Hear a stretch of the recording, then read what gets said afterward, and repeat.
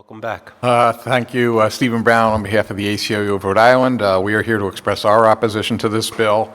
Just a few quick points I want to make.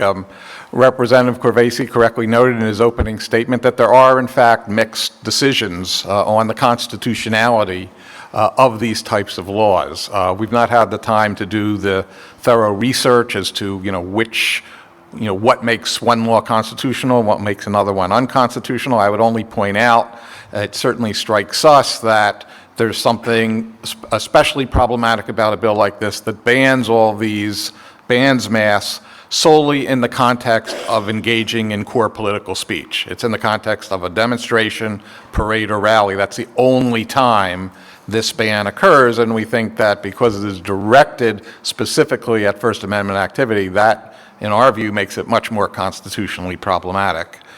Secondly, we certainly agree with the comments that Mr. Alquist made. There are legitimate interests in anonymity in participating in political protests. It goes back to the founding of this country.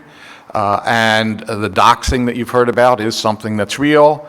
Just as importantly is the legitimate interest of people engaging in peaceful protest, not wanting to be identified by the police simply for engaging in First Amendment activity. This country, unfortunately, has a very long and sordid history of some police departments engaging in surveillance and disruption of First Amendment activities. And particularly now, there was the talk of body cameras. Police departments across the country are being encouraged to purchase facial recognition equipment, which could be used to identify individuals solely engaged in First Amendment activities.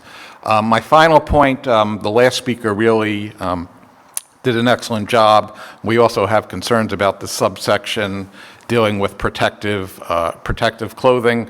I would just note that just this past weekend was a commemoration of the 55th anniversary of Bloody Sunday in Alabama, where police used billy clubs, fire hoses, and German shepherds against peaceful civil rights protesters. Under this bill, the crime would be for those individuals to try to protect themselves with protective clothing, and that is just simply inappropriate. So for those reasons, we oppose this legislation. Thank you. Any questions for Mr. Brown?